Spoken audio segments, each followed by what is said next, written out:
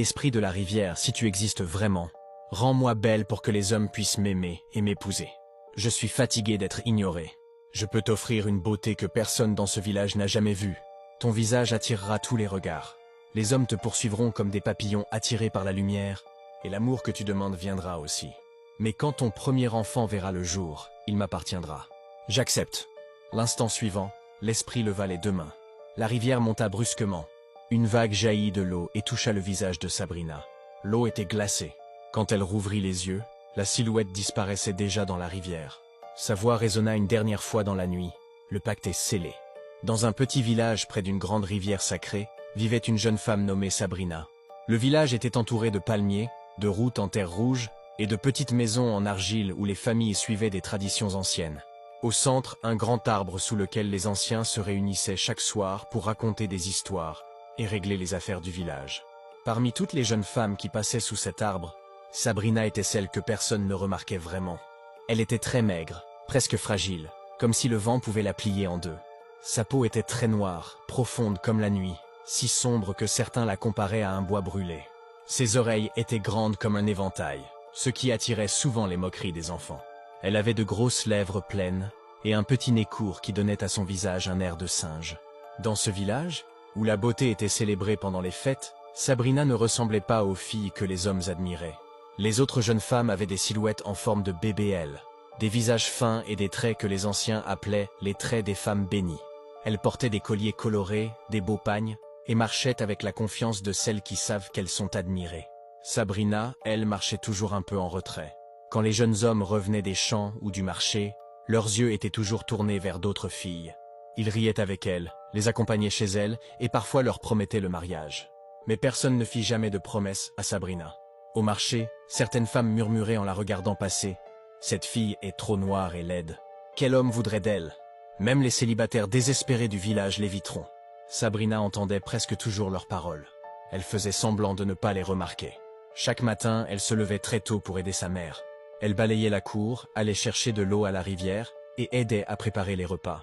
Elle travaillait plus que beaucoup d'autres filles du village. Mais malgré sa gentillesse et sa patience, personne ne la voyait comme une future épouse. Les années passaient, et peu à peu, toutes les filles de son âge se mariaient. Le soir, quand les tambours résonnaient dans le village pour célébrer une nouvelle union, Sabrina restait souvent seule devant la maison familiale. Elle regardait les lumières de la fête au loin, tandis que les villageois s'amusaient et leur rire traversait la nuit. En même temps, elle se regardait dans un petit miroir en métal que sa mère gardait dans une boîte. Elle observait son visage long, ses grandes oreilles d'écureuil, ses lèvres gonflées, sa peau sombre qui absorbait la lumière. Et une question revenait toujours dans son cœur. Pourquoi personne ne pouvait-il voir quelque chose de beau en moi? Les anciens du village disaient souvent que chacun naissait avec un destin, mais Sabrina commençait à croire que le sien était simplement d'être oubliée. Un soir, après une autre fête de mariage où personne ne l'avait invitée, elle s'assit seule près du chemin du marché. Le vent soufflait doucement les feuilles des palmiers, et pour la première fois de sa vie, une pensée dangereuse traversa son esprit. Si les hommes ne pouvaient pas l'aimer, peut-être existait-il d'autres forces capables de changer son destin. Elle ne le savait pas encore, mais cette pensée allait bientôt la conduire à la rivière sacrée. Quelques jours après cette nuit où cette pensée avait surgi, la vie continuait dans le village comme si rien n'avait changé. Le soleil se levait toujours sur les toits en argile, les femmes allaient au marché avec leurs fardeaux sur la tête, et les enfants couraient sur la terre poussiéreux en riant. Mais dans le cœur de Sabrina, quelque chose avait commencé à bouger ce matin-là. Elle était partie très tôt vendre des légumes au marché. Le marché du village était toujours animé. Des étals remplis de piments rouges, tomates, ignames et tissus colorés alignés sous de grandes bâches pour se protéger du soleil. Les femmes marchandaient dans le bruit, les vendeurs criaient leurs prix, et l'air était chargé d'odeurs d'épices, de poissons séchés et de terre humide. Sabrina avait installé ses quelques légumes sur un petit tapis posé par terre. Elle regardait les gens passer sans rien dire, habituée à être ignorée.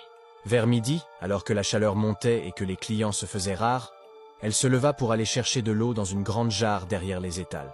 C'est alors qu'elle entendit une conversation. Deux vieilles femmes étaient assises à l'ombre d'un manguier.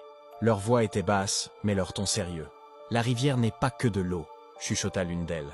L'autre leva lentement la tête. « Nos mères ont toujours dit que cette rivière est habitée. » Sabrina s'arrêta derrière la jarre, tenant encore sa calebasse. « Habitée par quoi ?» demanda la première femme. La deuxième regarda autour d'elle avant de répondre. « Par un esprit ancien, plus vieux que le village lui-même. Le cœur de Sabrina commença à battre un peu plus vite. Les vieilles femmes continuaient comme si elles partageaient un secret interdit. On dit que cet esprit peut offrir beaucoup de choses. Oui, répondit l'autre en hochant lentement la tête, la beauté, la richesse, même l'amour. Sabrina sentit ses doigts se serrer autour de la calebasse. La première femme fronça les sourcils. Si c'est vrai, pourquoi tout le monde ne va pas demander ces choses? La deuxième femme rit doucement, parce que les esprits ne donnent jamais rien pour rien. Ils demandent toujours un prix que l'on regrette toute sa vie. Un frisson parcourut le dos de Sabrina. Les vieilles expliquaient que l'esprit n'apparaissait qu'à minuit, quand la lune se reflète parfaitement à la surface de la rivière. Mais elles ajoutaient un avertissement important. C'est pour ça que les anciens interdisaient aux jeunes filles d'aller à la rivière la nuit, parce que certaines personnes, quand leur cœur est rempli de désir, oublient les conséquences. Sabrina baissa les yeux vers l'eau dans sa calebasse. Elle savait que ce qu'elle avait entendu était dangereux. Selon les traditions du village, on ne devait jamais chercher l'aide des esprits pour changer son destin. Mais malgré cela, les paroles des vieilles femmes tournaient dans sa tête. Beauté, amour, des choses qu'elle n'avait jamais connues. Elle retourna à son étal, mais elle ne pensa pas aux légumes qu'elle vendait. Toute l'après-midi, son esprit était ailleurs. Et cette nuit-là, quand le soleil se couchait et que le village s'endormait doucement, Sabrina regarda longtemps en direction de la rivière. Elle savait qu'elle ne devrait pas y penser, mais une question refusait de quitter son esprit. Et si les vieilles femmes disaient vrai?